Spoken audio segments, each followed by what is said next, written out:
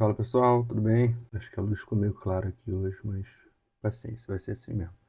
Hoje eu queria falar, como eu sempre falo em todos os vídeos, que eu acho que é muito importante nós sempre tentarmos manter um espírito e uma mentalidade, uma mente questionadores, né? Tudo que é trazido a nós, a gente tem que sempre tentar questionar por quê, como, onde, né? Aqueles 5 princípios jornalísticos que minha avó sempre me falou enquanto era criança, né? Como, onde, onde, quem, quando e por quê. Então acho que isso se aplica tudo na vida adulta também, né? Tipo, não levar como verdade absoluta todas as informações que chegam até os nossos ouvidos. E isso sem entrar no mérito das questões de notícias falsas, fake news e todos os desdobramentos que daí saem, mas falando na questão de pensamento crítico mesmo.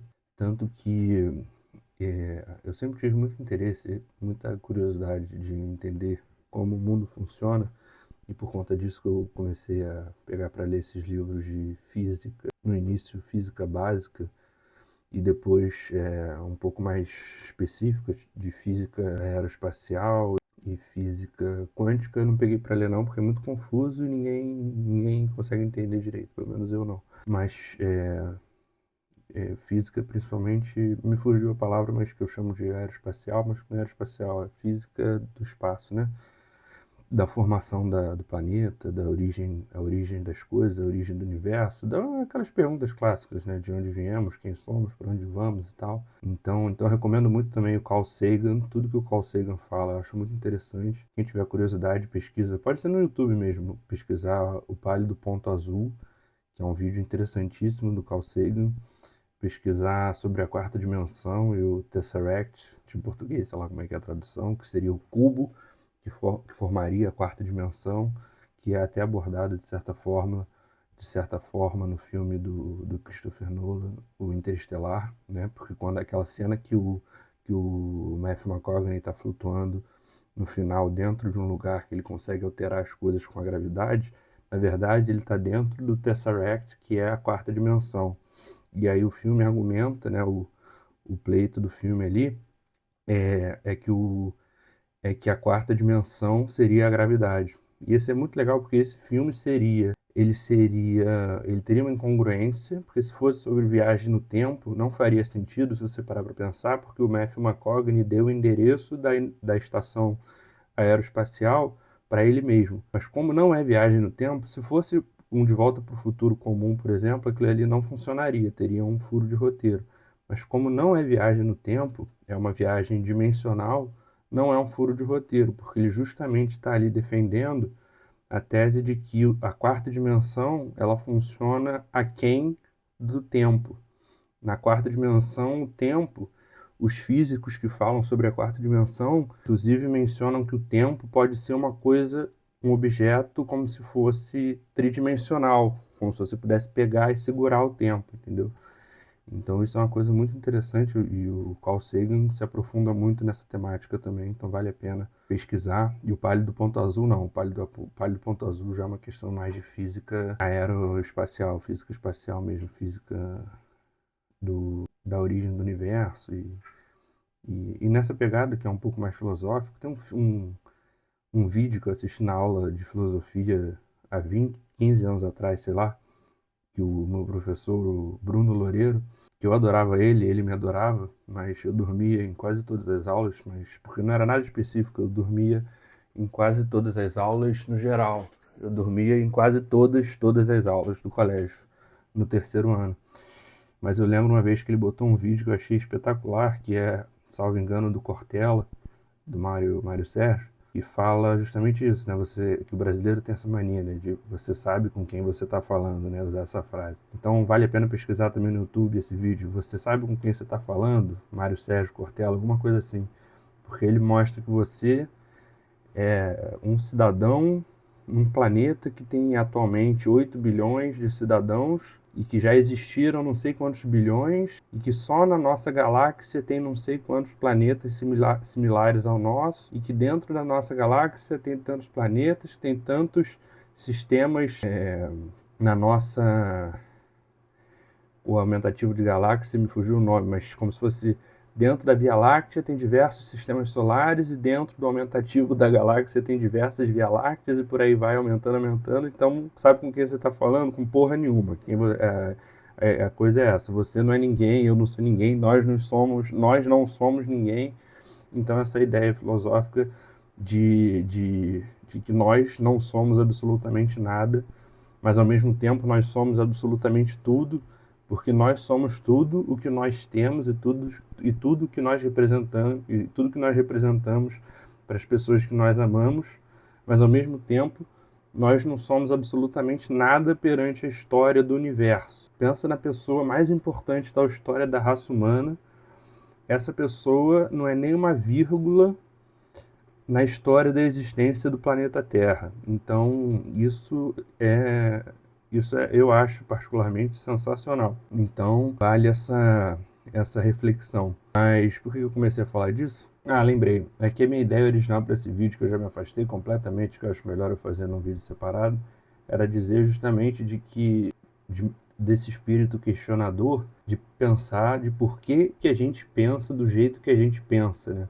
Por que nós, esse way of life, né, esse modo de vida, esse método de vida que a gente vê no Brasil, no mundo ocidentalizado, no mundo ocidental, no mundo ali da América do Norte, a Europa Ocidental, a Europa Ocidental e a América do Sul mais desenvolvida, digamos assim, que seria ali o Brasil, Chile, Argentina, Colômbia. Não, obviamente, não querendo excluir nossos irmãos latino-americanos, mas são os países que têm mais intimidade com, com o meio de vida atualizado, moderno, contemporâneo. Se bem que hoje em dia, na verdade, eu estou sendo um pouco até ignorante falando isso, porque quando eu visitei o Peru, o meio de vida do Peru. O Peru é um caso à parte, porque como qualquer país, que eles chamam de emergente, mas assim como qualquer país pobre, sendo o Brasil também um país pobre, embora seja muito rico, a desigualdade social. Teve um secretário de segurança do Rio de Janeiro que falou que a diferença entre o país subdesenvolvido e desenvolvido é que um tem polos de segurança e o outro tem polo de violência, né? O subdesenvolvido tem polo de segurança e o desenvolvido tem polo de violência. E, cara, quando você chega no Peru, você chega no aeroporto, e o Uruguai também, que o Uruguai eu achei um espetáculo, mas o Uruguai é a Copacabana da América do Sul, né? Porque tem muito velho, mas eu achei maravilhoso, um país tranquilo, um país sem criminalidade. Eu achei Montevidéu uma cidade, assim, um dos poucos lugares que eu moraria fora do Rio de Janeiro em algum momento da minha vida seria Montevidéu, porque eu achei um espetáculo. Mas o Peru tem um bairro chamado Miraflores, que você sai do aeroporto. Eu não vou lembrar exatamente, mas eu lembro vagamente de ser, já tem uns 8 anos que eu fui ou mais, lá Rio de Janeiro, que você sai do aeroporto internacional, que é num lugar mais marginalizado, mais pobre, mas que você entra no bairro de Miraflores, e ele é meio fechado, é um negócio meio de distopia futurística, sabe? E aí você entra nesse bairro, é como se você entrasse aqui na zona sul do Rio de Janeiro, mas lá no Peru é ainda mais segregado, porque é como se abertamente a população pobre não pudesse entrar nesse bairro de Miraflores, a não ser para trabalhar e prestar serviços para os ricos e para os estrangeiros. Você não via morador de rua, você não via pedinte, era uma coisa assim, policiamento por todo lado, muita polícia, muita loja chique, loja estrangeira, loja de como é que se diz? Loja de joia, porque o Peru tem uma produção muito forte de ouro, porque eu me lembro que a Colômbia, que eu fui com a minha mãe, tinha uma produção muito forte de esmeralda, o Peru de ouro, e isso me chamou muita atenção, essa segregação, né? Só que aí a gente falou, não, vamos sair desse bairro, vamos ver as coisas e tal. E aí a gente arranjou um taxista lá, né? Porque na época não tinha Uber, não tinha meio de transporte, eu não lembro se tinha metrô, se tinha ônibus, sei lá. E eu era menor e minha mãe não falava espanhol e tal, era mulher e criança, então era mais difícil, mas minha mãe queria que eu visse a realidade da população local ali. Então a gente arranjou um taxista e falou, tipo, não, leva a gente para um lugar onde a galera mora e tal, a gente quer ver aqui. E eu lembro que ele falou, tipo, ah, vocês têm certeza? É meio perigoso e tal. A gente falou, não, a gente é do Rio de Janeiro, a gente sabe como é que é e tal, mas a gente quer ver como é que o pessoal mora. E aí, quando você sai do bairro de Miraflores, você vai se afastando do centro, como em qualquer grande cidade da América Latina, né? Quiçá do mundo, você. Não, do mundo não, né? Porque do mundo desenvolvido os subúrbios são valorizados, mas na América Latina você vai se afastando dos grandes centros, vai cada vez mais vendo a população marginalizada, mais empobrecida, e aí você começa a ver realmente assim. A gente passou pelas ruas que era como se fosse não dá para comparar, mas eram situações assim bem sensíveis, bem empobrecidas mesmo, com casas de pau a pique, de tijolo à mostra, sem acabamento, com bastante gradeamento, né, grade, com uma clara sensação assim de insegurança mesmo, de assalto, furto e tal. A gente não viu nada de violência, de pessoas armadas nesse sentido. Aí chegou uma hora que o taxista também falou, tipo, ah, daqui acho melhor a gente voltar lá para Miraflores. E a gente voltou, que a ideia era só pelo menos ver a realidade do povo que mora ali. Isso era uma coisa que minha mãe sempre achou importante, de ir conhecer a parte turística e tal, mas também conseguir enxergar a realidade do povo que ele morava, que ele mora. Então, isso me marcou muito. E uma outra coisa que me marcou muito no Peru, aqui já mudando completamente de assunto, já passeando um pouco mais, é que a gente foi num shopping passear à noite e tal, que era um shopping bem americanizado, com todas essas lojas, assim, americanas, super chique, cheio, quase não vou dizer Village Mall, mas um fashion mall, assim, da vida, lá de São Conrado, todo metido a chique. E assim, pensa numa foto de livro de geografia. Tinha o shopping, aí uma carreteira, né, uma rodovia com duas ruas indo e voltando, e em frente uma favela gigantesca, porque já era fora da região de Miraflores, uma favela gigantesca. Então era uma foto clássica de um livro de geografia sobre a desigualdade social do país, sabe? E aí tinha um outro shopping que era só de gastronomia, porque a gastronomia de Lima é muito forte. Lá tem excelentes restaurantes. E aí tinha um outro shopping que era só com restaurante, que era em frente a praia, em frente à praia tem uma, como se fosse um morro que sobe, tipo as falésias ali do Ceará, é um negócio bem lindo, assim, bem bonito mesmo. E aí construíram um shopping nessa falésia, assim, com os restaurantes muito legais. E aí tava esse shopping bem aqui, e o shopping dava de frente